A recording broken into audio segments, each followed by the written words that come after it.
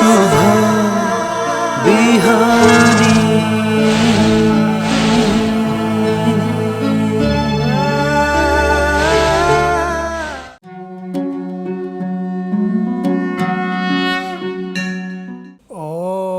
ब्रह्मानन्दं परमसुखदं केवलं ज्ञानमूर्तिं द्वन्द्वातीतं गगनसदृशं तत्त्वमस्यादिलक्ष्यम् एकं नित्यं विमलमचलं सर्वधि साक्षिभूतं भावातीतं त्रिगुणरहितं सद्गुरुं तं नमामि। अज्ञानतिमिरान्धस्य ज्ञानाञ्जनशलाकया चक्षुरुन्मीलितं येन तस्मै श्रीगुरवे नमः। समादरणीय दर्शकवृन्द, इमेज च्यानलको शुभ बिहानी कार्यक्रम मार्फत हामी उपस्थित भइसकेका छौँ। हामीले श्रीमद् भगवत गीताको बारेमा निरन्तर विचार विमर्श गरिराखेका छौँ। सात्विकी त्याग भनेको के हो? आज यो सन्दर्भमा हामी चर्चा गर्दैछौँ। मनुष्य जीवनलाई एउटा कर्ममा प्रवृत्त बनाउने आधार र त्यो कर्म पनि जुन सत्कर्ममा मनुष्य जीवनलाई प्रवृत्त गराइन्छ त्यसले जीवनको एउटा सही मार्गलाई प्राप्त गर्दछ र त्यो जीवन पश्चात पनि उसले सही गन्तव्य प्राप्त गर्दछ। तर त्यही कर्म गर्दाखेरि त्यहाँ कर्मको कसरी त्यो कर्मलाई ग्रहण गर्ने, अगाडि कर्मयोगको मार्ग बताउँदाखेरि कर्मण्येवाधिकारस्ते मा फलेषु कदाचन, अर्थात् भगवान श्रीकृष्णले त्यहाँ अर्जुनलाई भन्नुभयो, यो पृथ्वीमा जन्मिएका सबै मानिसहरूलाई कर्मण्येव अधिकारः, कर्म गर्ने मात्रै अधिकार छ। त्यसको तात्पर्य भनेको तिमीले जुन जीवन प्राप्त गरेका छौ त्यो जीवन कर्मको निमित्त प्राप्त गरेको। के को निमित्त म यो संसारमा जन्मिएँ र मैले आफूलाई कस्ता कर्ममा प्रवृत्त गराउनुपर्छ, यस किसिमको बोध हरेक मनुष्यलाई हुनुपर्दछ। अन्यथा यदि जीवन किङ कर्तव्य विमूढ अर्थात् के गर्ने के नगर्ने यस किसिमको अन्योल परिस्थितिमा यदि जीवनको यात्रा त्यहाँ पुग्यो भने त्यो व्यक्तिले गन्तव्य प्राप्त गर्न सक्दैन। हामी यी शास्त्रलाई हामीले हाम्रो जीवनका मार्गका साधनको रूपमा शास्त्रलाई ग्रहण गर्छौँ कि ती शास्त्रले हामीलाई जीवनलाई अगाडि बढाउने एउटा सही मार्ग प्रदान गर्छन्। जसरी एउटा यात्रीको लागि कुनै गन्तव्यमा पुग्नको लागेको यात्रीको लागि त्यो बाटो आफू गन्तव्यमा जाने बाटो उसले थाहा पाएको हुनुपर्छ। त्यो मार्गको बारेमा यदि उसलाई ज्ञान छैन भने त्यहाँ बाटा त धेरै बाटा भेटिन्छन्। यदि त्यो मार्गको चयन गर्दाखेरि ऊ त्यहाँबाट त्यस्तै संशययुक्त भएर त्यहाँबाट यात्रा प्रारम्भ गर्यो। यद्यपि उसलाई गन्तव्यको बारेमा थाहा छ, त्यो गन्तव्य उसले चिनेको छ, तर त्यो गन्तव्य प्राप्तिको निमित्त मलाई कुन मार्गबाट अगाडि बढाउनु पर्छ, यस किसिमको बोध छैन।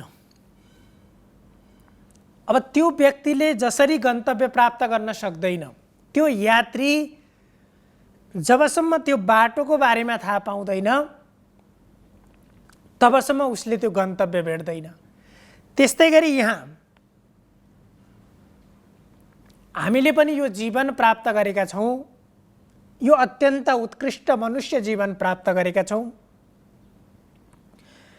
यो जीवनलाई यदि शास्त्रको मार्गलाई हामीले बुझेर त्यो शास्त्र निर्देशित कर्ममा आफूलाई प्रवृत्त बनाएर जब हामी अगाडि बढ्छौँ, त्यसले एउटा जीवनको लक्ष्यमा पुर्याउँछ। अन्यथा त्यो मार्ग, त्यो बाटो देखाउने कुरामा अन्योलता भए जस्तै, जसरी त्यो यात्रीले पनि कहिले पनि गन्तव्य नभेटेर त्यही बाटोमै हराएर बिलाएर जान्छ, त्यस्तै त्यो शास्त्रको मार्गलाई बोध नगरेपछि यद्यपि जीवन कट्छ, समय आफ्नो गतिमा हिँडिरहन्छ, तर त्यो समयको गति अनुसार जीवनको यात्रामा मनुष्यले पनि आफूलाई त्यो लक्ष्य प्राप्तितर्फ उन्मुख गराउन सक्दैन। किनभने संसारमा हामीले देखिराखेका हुन्छौँ, जन्मदेखि मृत्यु पर्यन्त हरेक मनुष्य कुनै न कुनै कर्ममा प्रवृत्त भइराखेको हुन्छ। केही न केही कार्यमा ऊ अल्झिराखेको हुन्छ, तर त्यसरी आफ्नो जीवनलाई कुनै न कुनै कर्ममा लगाएर त्यहाँ ऊ हेर्दाखेरि, बाहिरबाट देख्दाखेरि कुनै काम गरिराखेको छ जस्तो देखिन्छ, तर त्यो कर्म त्यति बेलासम्म त्यो कर्म निरर्थक हुन्छ जबसम्म उसले जीवनको एउटा गन्तव्य नदेखिकन कर्ममा लागेको छ। त्यस्तो कर्म केवल समयको क्रमसँगै, जति त्यो समयको क्रम अगाडि जान्छ, एकपटक पछाडि फर्केर आफ्नो जीवनलाई हेर्दाखेरि त्यहाँ त्यो व्यक्तिले प्राप्त गर्ने चिज भनेको मात्रै आफ्ना कर्मप्रति पश्चाताप गर्नुपर्छ। यस्तो धन्य जीवन प्राप्त गरेर पनि मलाई सही कर्ममा, सही मार्गमा प्रवृत्त गराउन सकिनँ। यस किसिमको चिन्तन र यस किसिमको विचार जब त्यति बेला उत्पन्न हुन्छ, जीवनमा दुःख प्राप्तिको सबैभन्दा मुख्य कारण नै हामीले गरेका कर्म हुन्छन्। ती कर्मले गर्दाखेरि हाम्रो केवल बाहिर मात्रै होइन, हाम्रो अन्तर हृदयले नै ती आफ्ना कर्मलाई, आफू हिँडिराखेको गन्तव्यलाई, त्यो मार्गलाई उसले स्वीकार गर्न सकिराखेको हुँदैन। अनि त्यही कर्म, आफैले गरेका कर्म जब त्यहाँ दुःखको रूपमा उब्जिन्छन्, जब तिनै कर्महरू पश्चातापको रूपमा उब्जिन्छन्, अब हामीलाई यस्तो परिस्थितिमा पुर्याउँछन्, न अगाडि जाने कुनै गन्तव्य छ, न विगतलाई, हिजोका कर्मलाई हेरेर कुनै लक्ष्य भेदन गर्ने कुनै आधार छ, न त्यो ज्ञान छ। त्यो हुँदाखेरि मनुष्य दुवैतर्फबाट जब त्यो दुःखको जन्जालमा त्यो बाँधिन्छ, यहाँ दुःख भनेर जीवनको बन्धन भनेको कुनै एउटा बाहिरबाट एउटा डोरीले ल्याएर बाँध्नु भनेको होइन। जब हाम्रै कर्मले हामीलाई त्यो व्यवधान गराइदिन्छन्, हाम्रै कर्मले हामीमा त्यो दुःखको भाव उत्पन्न गराइदिन्छन्, त्यसैलाई नै जीवनको बन्धन भनेको हो। यदि मनुष्यले समयमा सचेत भएर शास्त्रीय मार्गलाई बोध गरेर आफ्नो जीवनलाई तदनुरूपका कर्ममा प्रवृत्त गरायो भने यी सबै बन्धनबाट छुटकारा पाउन सकिन्छ। त्यसमा छुटकारा पाउने आधार भनेको हाम्रा कर्म हुन् र ती कर्म गर्दाखेरि हामी त्यागको भावनाले, समर्पणको भावनाले हामी कर्ममा प्रवृत्त हुनुपर्छ। यहाँ पनि अर्जुनले भगवान श्रीकृष्णलाई त्यही त्यो वास्तविक सात्विक प्रकृतिको त्याग के हो भन्ने जुन अर्जुनको प्रश्न थियो, त्यसैलाई दृष्टिगत गरेर यहाँ भगवानले भन्नुहुन्छ, कार्यमित्येव यत् कर्म नियतं क्रियते अर्जुन, कार्यमित्येव यत् कर्म नियतं क्रियते अर्जुन, संगं त्यक्त्वा फलं चैव सत्यागः सात्विको मतः। अर्जुनलाई यहाँ भन्नुहुन्छ, जुन कर्म यहाँ पनि फेरि नियत कर्म भनेको छ। नियत कर्म भनेको कर्तव्य कर्म, जुन कर्मको निमित्त नै, जुन कर्मलाई पुरा गर्ने उद्देश्यले मैले यो जीवन प्राप्त गरेको छु, त्यही कार्यलाई पुरा गर्नको निमित्त हामी यो संसारमा जन्मिएका छौँ र जन्मिने बित्तिकै, यो संसारमा आउने बित्तिकै हाम्रो निमित्त उपस्थित भएको जुन गर्नै पर्ने शास्त्र विहित कर्म छ, त्यही कर्म नियत कर्म हो। अब त्यो नियत कर्मलाई, त्यो कर्तव्य कर्मलाई मैले यदि मेरो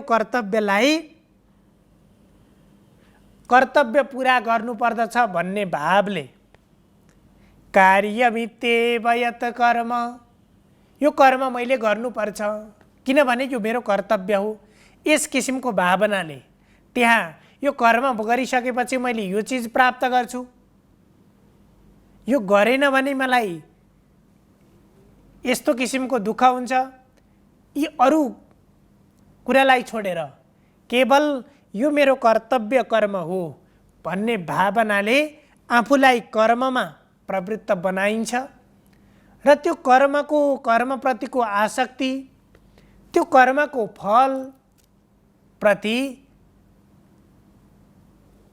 मनुष्य त्यहाँ पर्दैन, त्यसप्रति चिन्तित हुँदैन।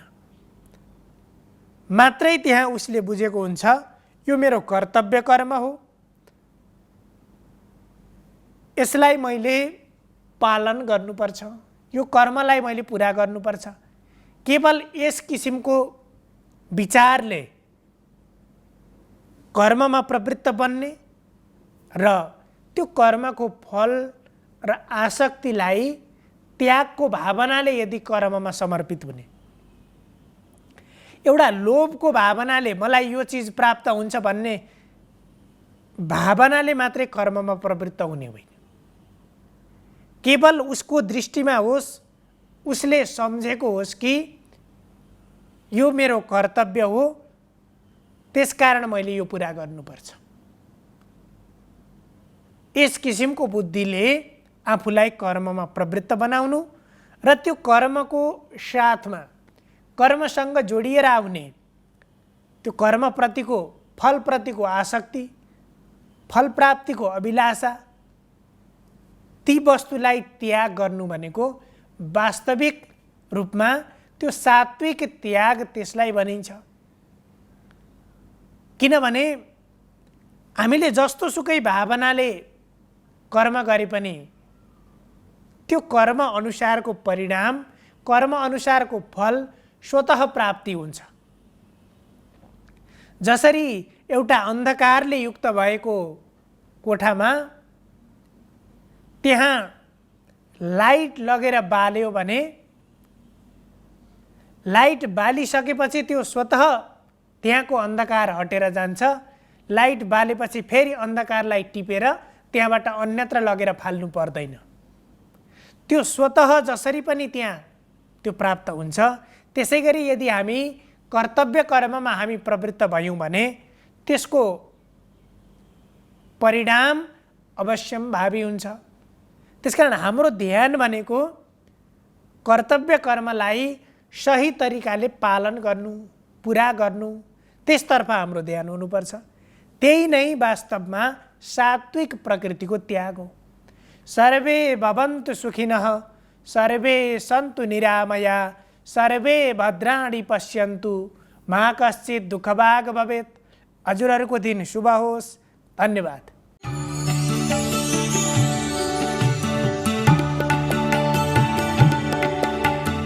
नमस्कार, तपाईको आजमा स्वागत छ। म ज्योतिष आचार्य नारायण प्रसाद भण्डारी। सधैँ झैँ दैनिक पञ्चाङ्ग र राशिफलको साथमा उपस्थित भइसकेको छु। सुरु गरौँ आजको पञ्चाङ्गबाट।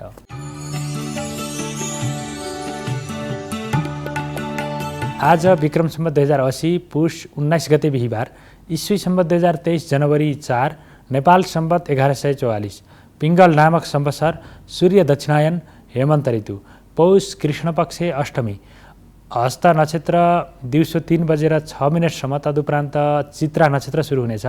अतिगण्ड योग, कौलवकरण, आनन्दादि योगमा प्रवर्ध योग रहेको छ। आज चन्द्रमा कन्या राशिमा भ्रमण गर्नेछन्। आज दिउँसो 1:30 बजेदेखि 3 बजेसम्म राहुकाल रहने भएकाले त्यस अवधिमा सम्भव भएसम्म कुनै पनि शुभ कार्यको थालनी नगर्नुहोला। आज गोरखकाली पूजा गर्ने दिन, रुद्री समेत जुरेको छ। काठमाडौँमा सूर्योदय बिहान 6:57, सूर्यास्त साँझ 5:20 हुनेछ। अब लागौँ 12वटा राशिहरूमा ग्रहहरूको प्रभाव के कस्तो रहनेछ भन्नेतर्फ। मेष राशि हुनेहरूका लागि समय अनुकूल रहेको देखिएको छ। आजको दिनमा मुद्दा मामिला विवादहरूबाट छुटकारा प्राप्त गर्न सकिनेछ। स्वास्थ्य अवस्था अनुकूल रहनेछ अथवा विगतका स्वास्थ्य समस्याहरू पनि न्यूनीकरण भएर हल भएर जानेछन्। खुट्टा तान्न खोज्ने व्यक्तिहरू पछाडि पर्नेछन्। प्रतिस्पर्धामा अब्बल ठहरिन सक्नेछ। मानसिक शान्ति कायम हुनेछ। शारीरिक स्वस्थता पनि मिल्नेछ। आजको दिनमा कुनै नयाँ अवसर अथवा कुनै नयाँ कार्ययोजनालाई अगाडि बढाउन सकिने अवस्था रहनेछ। रोकिएका कामहरू सुचारू हुनेछन्। वृष राशि हुनेहरूका लागि समय मध्यम खालको रहेको देखिएको छ। आजको दिनमा मान सम्मान मिल्नेछ, तर कसैबाट आलोचित पनि हुनुपर्ने अवस्था आउनेछ। त्यसै गरी आजको दिनमा अनुत्पादक क्षेत्रमा समय र धनको खर्च हुन सक्ने सम्भावना देखिएको छ। पठन पाठनको क्षेत्रमा यदि आफू संलग्न हुनुभयो भने त्यसबाट राम्रो प्रतिफल प्राप्त गर्न सकिनेछ। सृजनात्मक गतिविधिमा आफूलाई संलग्न बनाउनुहोला। बोलीको सकारात्मक प्रभाव बढेर जानेछ। भविष्यको लागि कुनै न कुनै खालको कार्ययोजना बनाउन सकिनेछ। मिथुन राशि हुनेहरूका लागि समय केही प्रतिकूल रहेको देखिएको छ। खुट्टा तान्न खोज्ने व्यक्तिहरू प्रशस्तै भेटिनेछन्। शारीरिक थकान बढेर जानेछ। माल सामान चोरी हुन सक्ने सम्भावना देखिएको छ। पैतृक सम्पत्तिमा विवाद देखा पर्नेछ। दाजुभाइमा मनमुटाव उत्पन्न हुनेछ। पारिवारिक जीवन, दाम्पत्य जीवनमा कुनै न कुनै खालका असमझदारीहरू बढेर जानेछन्। प्रेम जीवनमा पनि विश्वासको सङ्कट देखा पर्नेछ। आर्थिक अभावले सताउनेछ। कर्कट राशि हुनेहरूका लागि समय अनुकूल देखिएको छ। काम गर्ने उत्साह र उमङ्गमा वृद्धि हुनेछ। आत्मबलमा वृद्धि हुनेछ। त्यसै गरी कार्यक्षेत्र परिवर्तनको योग पनि रहेको देखिन्छ भने नयाँ रोजगारी प्राप्त गर्ने, नयाँ व्यवसाय सुरु गर्ने अथवा नयाँ कुनै कामको थालनी गर्न सक्ने सम्भावना पनि आजको दिनमा देखिएको छ। त्यसै गरी स्वास्थ्य अवस्था अनुकूल रहनेछ। आजको दिनमा विवादहरूबाट मुक्ति प्राप्त गर्न सकिनेछ। सरकारी र प्रशासनिक कार्यहरू सुचारू गर्न सकिनेछ। धार्मिक कार्यप्रति आस्था बढेर जानेछ। सिंह राशि हुनेहरूका लागि समय अनुकूल रहेको देखिएको छ। जोखिमपूर्ण काममा पनि सफलता प्राप्त गर्न सकिनेछ। बोलीको सकारात्मक प्रभाव बढेर जानेछ। वैदेशिक क्षेत्रका लागि गरिएको प्रयास सार्थक हुनेछ। यात्राको योग रहेको देखिन्छ। यात्रा सफल र फलदायी बन्नेछ। कन्या राशि हुनेहरूका लागि समय अनुकूल देखिएको छ। आजको दिनमा पति पत्नीको सहकार्यबाट कुनै नयाँ समस्या पुरानो समस्यालाई सुल्झाउन सकिने अवस्था आजको दिनमा आउनेछ। त्यसै गरी विगतको कार्यको प्रतिफल प्राप्त गर्दाखेरि मन अत्यन्तै उत्साहित बन्नेछ। त्यसै गरी कुनै नयाँ कार्ययोजना बनाउन सकिनेछ। भविष्यको लागि कुनै कामको जग बसाउने मौका रहेको देखिन्छ भने कुनै नयाँ कार्यक्षेत्रमा रोजगारी प्राप्त गर्ने अथवा आफ्नो व्यवसायलाई थालनी गर्न सकिने सम्भावना पनि आजको दिनमा रहेको छ। तुला राशि तुला राशि हुनेहरूका लागि समय केही प्रतिकूल रहेको देखिन्छ। गलत सल्लाहको पछाडि लाग्दाखेरि आफैलाई पश्चाताप हुने खालका क्रियाकलाप गर्न पुगिनेछ। मुद्दा मामिला विवादहरू अनावश्यक कार्यमा पनि अनावश्यक चियोचर्चो गर्नाले दुःख पाइनेछ। त्यसै गरी आजको दिनमा बोलेको वचन पुरा गर्न नसक्दाखेरि आलोचना गर्ने व्यक्तिहरू प्रशस्तै भेटिनेछन् र सहयोगी हात पाउन गाह्रो हुनेछ। आजको दिनमा तनाव चिन्ता थपिनेछ। वृश्चिक राशि वृश्चिक राशि हुनेहरूका लागि समय अनुकूल देखिएको छ। आम्दानी बढेर जानेछ। त्यसै गरी अनपेक्षित लाभका अवसरहरू मिल्नेछन्। कुनै नयाँ कामको थालनी गर्न सकिनेछ। कार्ययोजना बनाउन सकिनेछ। धार्मिक क्रियाकलापप्रति आस्था बढेर जानेछ भने सुखमा वृद्धि हुनेछ।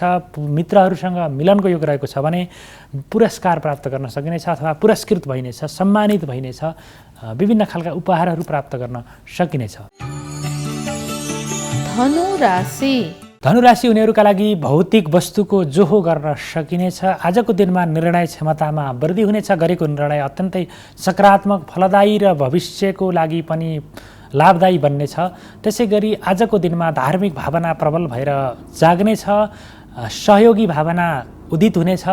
आजको दिनमा बलिको सकारात्मक प्रभाव बढेर जानेछ भने नयाँ व्यक्तिसँग सहकार्य गर्ने अवसर पनि जुर्नेछ। मकर राशि मकर राशि हुनेहरूका लागि समय मध्यम खालको देखिएको छ। शुभ अशुभ दुवै खालका समाचारहरू प्राप्त गर्न सकिनेछ। काम गर्ने जोस जाँगर र उमङ्गमा त वृद्धि हुनेछ, तर गरेको काम अनुसारको प्रतिफल भने हात प्राप्त गर्न कठिनाई उत्पन्न हुने, अवरोध उत्पन्न हुने अवस्था आउनेछ। कुनै न कुनै खालका कार्ययोजनामा अवरोध पुर्याउने खालका अवस्थाहरू देखा पर्नेछन्। शत्रुवर्ग सक्रिय भएर लाग्नेछन्, तथापि त्यसको बावजुद पनि आफ्नो कार्यलाई लक्ष्यमा भने पुर्याउन सकिनेछ। दोहोऱ्याएर प्रयत्न गरेका कामहरू सफल बन्न सक्नेछन्। विगतको कमजोरीलाई सच्याएर अगाडि बढ्ने मौका पनि आजको दिनमा रहेको छ। कुम्भ राशि कुम्भ राशि हुनेहरूका लागि समय केही प्रतिकूल रहेको देखिएको छ। आजको दिनमा आलोचना गर्ने व्यक्तिहरू प्रशस्तै भेटिनेछन्। बलिको नकारात्मक प्रभाव बढेर जानेछ। आर्थिक सङ्कटले सताउनेछ। कार्यक्षेत्रमा विवाद उत्पन्न हुन सक्ने सम्भावना रहेको देखिन्छ भने नकारात्मक र गलत कार्यहरूतर्फ मन आकर्षित हुने अवस्था रहनेछ। जोखिमपूर्ण काम गर्दाखेरि सचेतता अपनाउनुहोला। मीन राशि मीन राशि हुनेहरूका लागि समय अनुकूल रहेको देखिन्छ। मानसिक प्रसन्नता मिल्नेछ। काम गर्ने उत्साह र उमङ्गमा वृद्धि हुनेछ।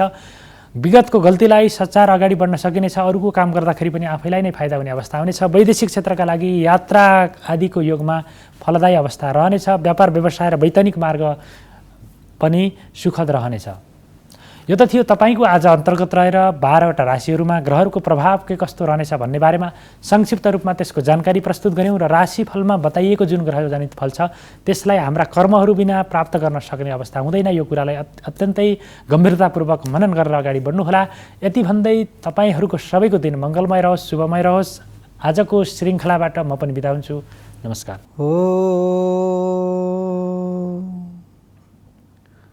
बरह पीडा न डबर बपो कर्णयो कर्णिकारम बिव्रत बासकनक कपिशम वैजयन्तीम जमाला रंद्रान बेडोरदर सुदया पूरयन् गोपवृन्नयी वृन्दारण्यम स्वपदरमणम प्राविशते गीत कृति। नमस्कार, यहाँलाई स्वागत छ सत्सङ्गत कार्यक्रममा। आदरणीय सज्जन भक्तवृन्द, आजको विषय प्रसङ्ग लिएर उपस्थित भएको छु म ज्योतिष पण्डित विदुरलोचन न्यौपाने। हजुरहरूको माया, हजुरहरूको प्रेम, हजुरहरूको सद्भावले गर्दाखेरि आज यस स्थानबाट चाहिँ नि यो प्रवचन सुनाउन सकिरहेको छु र मनमा हर्षोल्लास साथमा म प्रवचन सुनाइरहेको छु। प्रवचन भन्दै जाँदा मेरा आँखाहरू बन्द हुन्छन् तर स्वर कहिल्यै बन्द हुँदैन।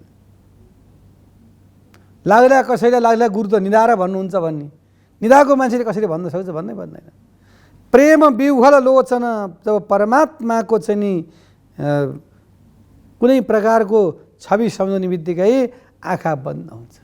किन? परमात्माको रूप कस्तो छ भन्दाखेरि तमद्भुतं बालपमाम्बुजे क्षणं चतुर्भुजं शङ्खगदायुधायुधं श्रीवत्सलक्षं गलशोभिकौस्तुभं पीताम्बरं सान्द्रदयोवसौभगं मार्यवैदूर्य किरीटकुण्डलं तुषापरिसौतसहस्रकुन्तलम् उज्जानकाञ्चङ्गणकङ्कणादिभिः विरोचमानां वसुदेव ऐच्छत्। हेरिबक्छु त भगवानको कस्तो रूप छ भन्दाखेरि देदीप्यमानको रूप छ एक नम्बरमा। दोस्रो नम्बरमा कानमा चाहिँ नि कुण्डल लगाउनु भएको छ, शिरमा परमात्माले मयूर मुकुट लगाउनु भएको छ, गोपी चन्दनको ट्याक्क लाएर चाहिँ टिको लगाउनु भएको छ, श्याम बिन्दी माझमा लगाउनु भएको छ।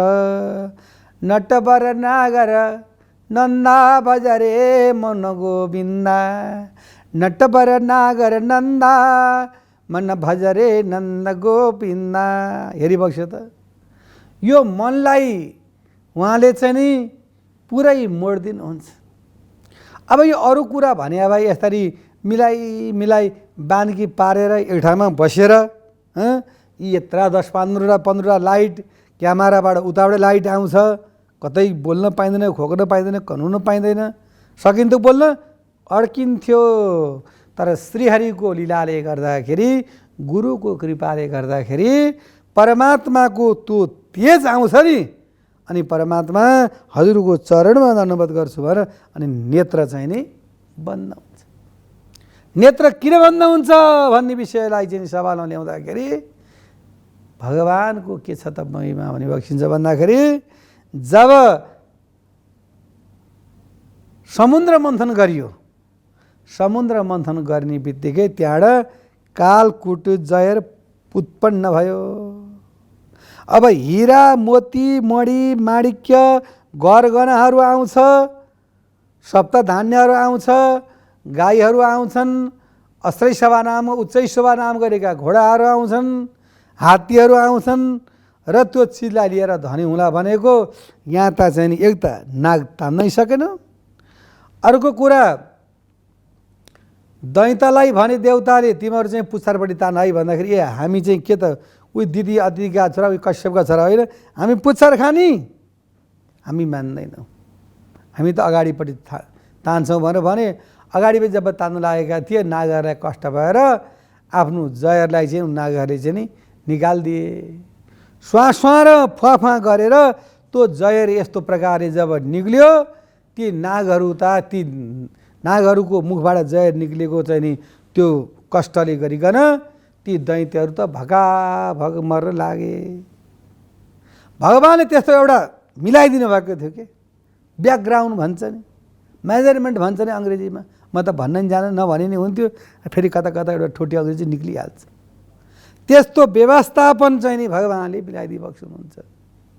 र अनि त्यहाँ त के हुन्छ त भन्दाखेरि त्यो भगवानलाई उनीहरूले के भन्छन् भन्दाखेरि अब यो विष के गर्ने, शिवजीलाई शिवजी भाङ धतुरो विष सबै खान सक्ने, उसले शिवजीलाई बोलाएर खुवाउनु पर्यो भनिसकेपछि शिवजीलाई चाहिँ दर्शन गर्न गए। सबभन्दा पहिला कसैलाई माग्नु छ भनेदेखि हजुरको हजुरबा यस्तो होइबक्सिनुहुन्थ्यो, हजुरको बुवा यस्तो हुनुहुन्थ्यो, हजुर पनि ट्याक्कै फोटोकपी भएर अनि फक्लाम फुस्लुङ पारेर अनि चिया खाए, उसैको नास्ता गऱ्यो, अनि पैसा लिएर आयो। पछि अनि तिर्ने बेलामा गोविन्दाय नमो नमः। भगवानलाई पनि खुसी पार्नलाई के गर्नुपर्छ त भन्दाखेरि भगवानको रूप माधुर्यको चाहिँ वर्णन गर्नुपर्छ। त्यो रूप र माधुर्यको वर्णन जब हुन्छ अनि परमात्मा चाहिँ नि खुसी होइबक्सुनुहुन्छ। अब यहाँ भगवान्लाई के भन्न लाग्यो त भन्दाखेरि प्रभु हजुर देवादेव महादेव हजुरको जस्तो कृपा वर्णन गर्नको लागि त हामीले भलै सक्दैनौँ। त्यस कारणले हजुरले के गर्नु पर्यो भन्दाखेरि हाम्रो यो विधिको विधान समस्यालाई चाहिँ नि यहाँले दूर गराइदिनु पर्यो। के गर्नु पर्यो ल भन नि त बाबु भनेर भोलेनाथ त प्रसन्न भइहाल्यो। लौ भनेर यसरी विष पान गरेर लाग्नु भएको थियो, त्यो हातबाट विष निक्लेछ क्या। सर्पहरूले चाटेछन्, बिच्छीहरूले चाटेछन्, विषयको झार बनेछ। त्यस्तो प्रकारको भइसकेपछि आज पनि ती विषालु जीवहरू चाहिँ नि छँदैछन् र शिवजीले हात्तीदेखि कमिलो पर्यन्त भगवानको लागि सबै एकै हुन्छन्, अर्को भन्ने कोही पनि छैन। र भगवानको लीला माधुर्य कस्तो छ भनी बक्सिन्छ भन्दाखेरि यो अपरम्पार छ। यो लीलालाई चाहिँ नि सितिमितिले जान्दैनन्। अब यस्तो प्रकारले भगवानले हामीलाई चाहिँ नि रक्षा गर्नुभएको छ, हर पलमा रक्षा गर्नुभएको। र हामी यो कहाँबाट गएको थियौँ हजुरले बिर्सिबक्सिनु होला। हामीले शरीरको चाहिँ नि वर्णन गरिरहेका हौँ। नासिका 2टा, मुख 3टा, आँखा 5वटा, 6वटा 7वटा, तलका चाहिँ नि जनेन्द्रिय गुदेन्द्रिय यी 2टा चाहिँ नि नवद्वारबाट चाहिँ नि हाम्रो यो सम्पूर्ण प्रकारको चाहिँ नि क्रियाकलापहरू चाहिँ विद्यमान भइरहेको छ। र यस्तो प्रकारको शरीरमा चाहिँ नि के छ भनी बक्सिन्छ भन्दाखेरि हाम्रो हृदय र हाम्रो कण्ठमा चाहिँ हजुरको चाहिँ नि एउटा गङ्गा भइबक्सिनुहुन्छ। त्यो गङ्गाले गर्दाखेरि हामीले श्वास श्वासमा चाहिँ नि हाम्रो जिब्रो रसिलो भइरहेको छ। यदि हाम्रो कण्ठबाट चाहिँ एक प्रकारको रियाल नआउने हो भनेदेखि हामी बोल्न सक्दैनौँ। र हामीले खाएका चिजहरूलाई पनि त्यो पाचन हुन सक्दैन। र हाम्रो शरीरमा कति ठुल्ठुला प्रकारका चाहिँ नि यो प्वालहरू छन्, दुलाहरू छन्, तर एउटा गाडीको हावा अलिकति चाहिँ नि सुई यानि काँटीले घोत्ने बित्तिकै त्यो हावा निक्लिन्छ। तर हामी योग व्यायाम एक्सर्साइज कति कुद्छौँ तैपनि हाम्रो के छ त भन्दाखेरि यो कतै नभइद्वारबाट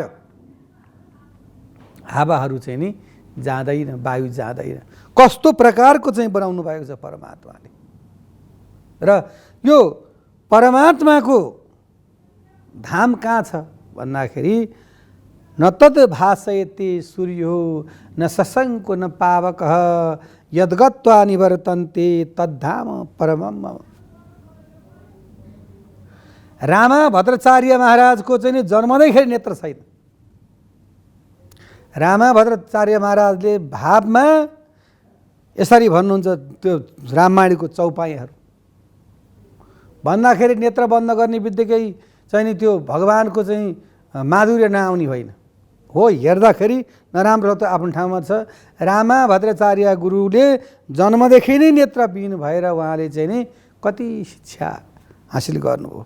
र गीता ज्ञानमा 15औं अध्यायमा भगवान के भनी बक्सिन्छ भन्दाखेरि न तद् भासयते सूर्यो न शशङ्को न पावकः यद्गत्वा निवर्तन्ते तद्धाम परमं मम।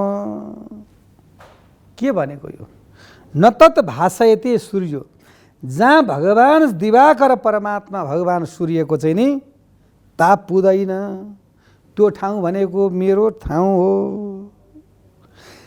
जहाँ वायु भनेको हावा छैन, त्यो स्थान भनेको मेरो हो। जहाँ अनिल भनेको अग्नि आगो छैन, त्यो ठाउँ म हो। किन भन्दाखेरि आगो भनेकै मै हुँ, हावा वायु भनेको मै हुँ, सूर्यको तेज भनेकै मै हुँ। वायु चलती मत भयात, हावा कसको भयले चलेको छ त भन्दाखेरि परमात्माको चाहिँ भयले हावा चलेको छ। 1 मिनट हावा चलेन भने हामी सबैजना गोविन्दाय नमो नमः। चाहे रोडपति, चाहे सडकपति, चाहे चाहिँ नि करोडपति अर्बपति भए पनि श्वास प्रश्वास नलिकन मान्छे बाँच्दैन।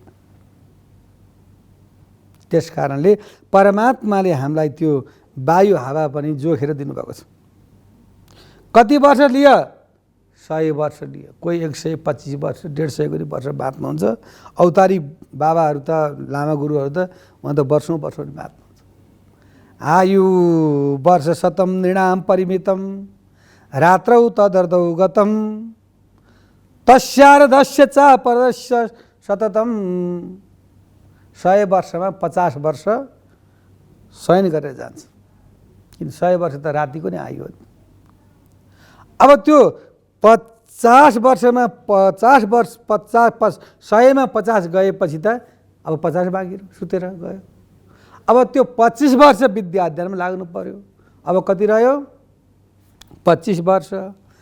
विवाह गर्नु पर्यो, सन्तान पैदा गर्नु पर्यो, जग्गा जोड्नु पर्यो, गाडी किन्नु पर्यो, घर बनाउनु पर्यो। त्यसलाई समय कहिले छ त? खेल्दै बितिगो बालक अवस्था, तरुणातिर गो तरुणो अवस्था, वृद्ध भएपछि चिन्ता लेला, हरिकन भजनी कुन हो बेला। हेरिबस्यो त हामीलाई हरि भन्ने समय छैन प्रभु। हामी यथा जीवन तथा जीवम ऋणम कृत्वा घितम पिबेत, त्यसैमा लागिरहेका छौँ। त्यही सन्दर्भमा हाम्रो समय ह्रास भइरहेको छ। र भगवान् भनिरहेको हुनुहुन्छ, वायु चलती मद भयात, हावा मेरो भयले लाग्छ। सूर्यम तपति मद भयात, सूर्य भगवान्ले तातो गरिरहनु भएको छ। कसले भन्दा? मेरो भयले। अग्निले डढाइरहनु भएको छ। कसले? मेरो भयले। सूर्य पनि मै हुँ, अग्नि पनि मै हुँ, वायु पनि मै हुँ, पृथ्वी पनि मै हुँ, पञ्चतत्व पनि मै हुँ भनेपछि त्यो धाम कहाँ हो? मेरो धाम हो। यत् गत्वा निवर्तन्ते तद्धाम परमं मम, जुन धाममा गइसकेपछि पुनः छ फेरि पनि फर्कनु पर्दैन। त्यो धाम मेरो धाम हो। त्यस कारणले त्यस्तो धाममा यदि जान चाहनुहुन्छ भनेदेखि यहाँहरूले भगवत प्रार्थना, भगवत सङ्कीर्तन गर्नुपर्छ भन्दै र सत्सङ्गत, ज्योतिषशास्त्र, वास्तुशास्त्रमा यहाँहरूलाई कुनै जिज्ञासा छ भनेदेखि 985110 05640 985110 05640 मा गुरुलाई सम्पर्क गर्न सक्नुहुन्छ भन्दै आजको कार्यक्रमबाट बिदा चाहन्छु। जय श्री राधे, जय श्री कृष्ण। शुभ बिहार।